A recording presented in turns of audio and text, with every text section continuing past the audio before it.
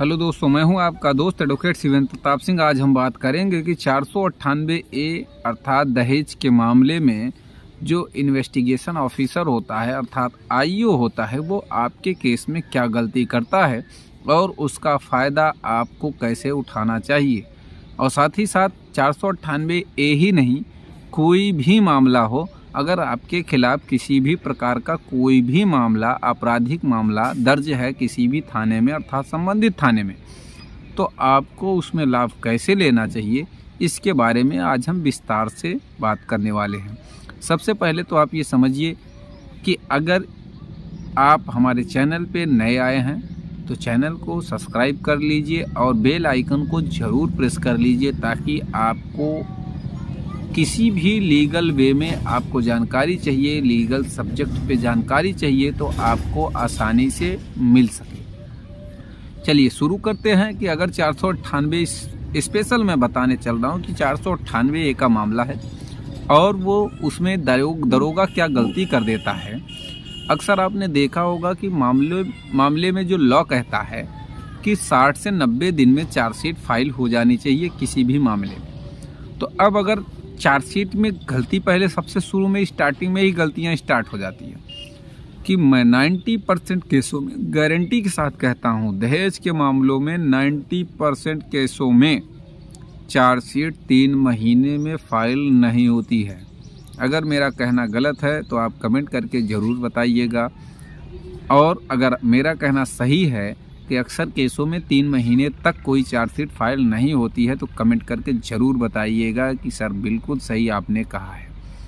तो चलिए, अगर आपके मामले में 6 महीना या साल भर हो जाता है चार्जशीट फाइल नहीं होती है तो आप दरोगा के ऊपर चढ़ाई कर सकते हैं। और अब बेल के बारे में इसमें बिल्कुल बात ही ना करिए, बेल के बारे में बिल्कुल सोचिए नहीं। बेल तो बड़े आसानी से हमने कई वीडियोस में बताया है कि 498A जैसे सड़े मुकदमे में ऐसा समझिए कि बेल किस तरह से बड़े आसानी से मिलती है। सास ससुर पे और अन्य रिश्तेदारों पे अगर मुकदमा दर्ज है, देवर पे, ननद पे, जो भी है, तो सबकी बेल जिस दिन आप फाइल करेंगे लोअर कोर्ट ही दे देगी बहुत ही आसानी से। और दूसरी बात ये कि जो पति की बेल होगी उसमें भी लोअर कोर्ट दे देगा बेल, लेकिन उसमें अंतरिम बेल फाइल होगी। अंतरिम बेल देगा 1-2 तारीख बाद, फाइनल और रेगुलर बेल कर देगा। अब एक चीज़ ये है कि कभी भी भूल से भी आप पैसे की बर्बादी ना करिए कि 498A जैसे मुकदमे में आप भागे जाइए जो है एंटीसिपेटी अग्रिम जमानत के लिए।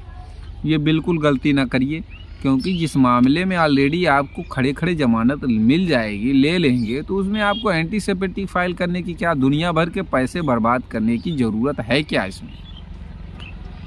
दूसरी चीज़ें, अगर मामला बनता दिखा हो और सही में 498 लगा है, भैया आपने अगर अपराध किया है तो ये तो कोर्ट मानती है कि 90% फर्जी मुकदमे आ रहे हैं और भटाभट पतियों के पक्ष में फैसले आ रहे हैं, इसमें कोई दो राय नहीं है। अक्सर फैसले पति के पक्ष में ही आते हैं दहेज के। ऐसा इसलिए क्योंकि फर्जी मुकदमे अक्सर लिखाए जा रहे हैं। और आगे की मैं बात करूं तो अगर चार्जशीट देर से फाइल हुई तो दरोगा पे चढ़ाई करिए, बिल्कुल दरोगा की गलती आएगी सामने। दूसरी चीज़ें, अगर 41A की नोटिस तामील नहीं हुई है, 41A की नोटिस आपको सर्व नहीं करी गई है और आपके मुकदमे में कभी जाके नजरी नक्शा नहीं बना है, अक्सर दरोगा लोग ये भी करते हैं कि पीड़ित पक्ष से ही मिलकर उसके नक्शा उक्सा बना के पूछ पाछ के ऐसे ही दर्ज करके फाइल पे लगा देते हैं, चार्जशीट फाइल हो जाती है। तो उसमें भी आप देखिए कि 100% दरोगा कहीं न कहीं गलती किया होगा। यदि आपके यहाँ कभी नहीं गया है तो 41A की नोटिस सर्व नहीं कराई गई है तो, और नजरी नक्शा में भी गलती होगी, इसमें कोई दो राय नहीं। उसका भी बेनिफिट आप जरूर लीजिए और उसे हाई कोर्ट तक घसीटिए, तलब कराइए।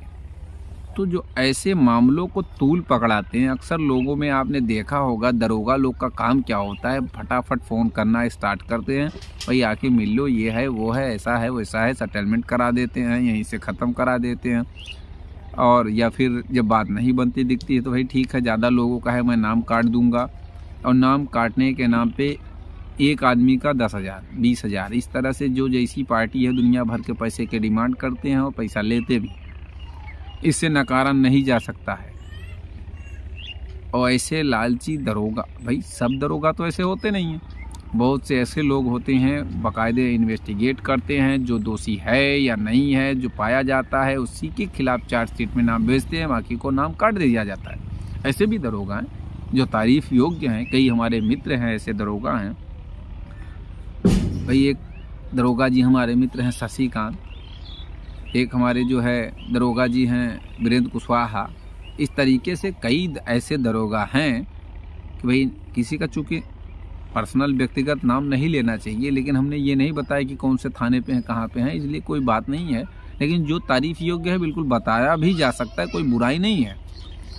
तो कहने का ये मतलब है कि ऐसे लोग भी हैं जो सही और फ्रेश इन्वेस्टिगेशन करते हैं, लेकिन कई ऐसे लोग भी हैं जो आपराधिक मुकदमों का बढ़ावा देते हैं, अपराध को बढ़ावा देते हैं, ऐसे लोग भी हैं।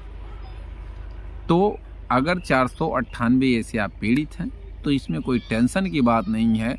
सही जानकारी, सही रास्ता अपनाइए तो किसी भी प्रकार का इसमें कोई भी दिक्कत नहीं आती है। कुछ दिन बाद अपने आप पार्टी ठंडी पड़ जाती है, उसके समझ में आने लगता है कि जो हमने बात कही, क्योंकि आप FIR का एक लाइन आप पढ़िए, आपको एक लाइन में गलती दिखेगी FIR में। अगर वो गलती आप नहीं पकड़ पाते हैं तो दिए गए नंबरों पे फ़ोन करके FIR भेजिए, मैं बताऊंगा कि लड़की कहाँ गलती करी है। हर एक लाइन में कंट्राडिक्शन, हर एक लाइन में बार्गेनिंग, हर एक लाइन में झूठी बात। 2-4 झूठी बातों को मैं आपको बता देता हूँ, शेयर कर देता हूँ। सबसे पहले तो आप ये समझिए कि मारा पीटा, धक्के मार के भगा दिया, गहना छीन लिया, दुनिया भर की बातें ये कही जाती हैं लड़की द्वारा, जिसका कोई भी प्रूफ नहीं होता है। भाई ठीक है, मारा पीटा तो कभी कहीं फ़ोन किया तुमने, कहीं पुलिस को बुलाया तुमने? एक बार पुलिस को बुलाओ, पति की हालत ख़राब हो जाएगी साले की, ऐसे यहाँ पे घर पे बैठे बैठे। दूसरी चीज़ ये आप समझिए कि मारा पीटा तो कहीं चोटें आई, मेडिकल कहीं कराया नहीं कराया? जब मारा पीटा तब फ़ोन क्यों नहीं करा, तब पुलिस में क्यों नहीं की? 1 साल बाद मुकदमा तुमको याद आता है? तो तमाम इस तरह से गलतियाँ। 10 लाख 20 लाख दिया, अक्सर आपने देखा होगा 20 लाख के नीचे की FIR कभी नहीं दर्ज होती, जबकि चाहे आदमी हो भिखारी चंद 4 लाख का, 3 लाख का, 2 लाख का हो, लेकिन FIR में 15 से 20 लाख लिखाएगा, इसमें कोई दो राय नहीं है। फटाफट उससे ब्यौरा मांग लो कि बता दो भैया 20 लाख कहाँ से आए हैं, ट्रांजैक्शन दिखा दो। गड़ा धन तो पाया नहीं तुमने, किसी से उधार लिया होगा, खाते में लिया होगा, कहीं रखा होगा, क्या किया, कहाँ से आया 20 लाख तुम्हारे पास? जबकि सही बात यह है 20 लाख नहीं, 1 रुपए देने का कोई एविडेंस उसके पास नहीं होता है। वो अलग की बात है, कोई गाड़ी वाड़ी दे दिया यार, 10-20 हज़ार नगद दे दिया, बस यही है ना। एक मोटरसाइकिल 1 लाख के दे दिया, 10-5 हज़ार नगद दे दिया, यही एग्जैक्ट पोजीशन होती है दहेज की। लेकिन लिखाया क्या जाता है, 20 लाख 15 लाख से कम नहीं लिखाया जाता है। पंगत में बैठा के खाना खिलाया जाता है, लेकिन बताया कहाँ जाता है, बफर सिस्टम हमने किया था भैया, 5 लाख उसमें, 2 लाख उसमें खर्चा हो गया। और पता चला रहा हो कि 2 ठे सब्जी बनवा दिया रहा हो, वो भी आधे लोगों के बाद घट गई होगी। जो जैसी व्यवस्था करता है उससे 100 गुना ज़्यादा लिखाता है, इसमें कोई दो राय नहीं। तो इस तरह से तमाम मुकदमों में आप लड़की की गलती दिखा सकते हैं, FIR में गलती दिखा सकते हैं, जो कि IO भी कहीं ना कहीं गलती जरूर करता हूँ। उम्मीद करता हूँ, आशा करता हूँ आज का यह वीडियो आपको पसंद आया होगा।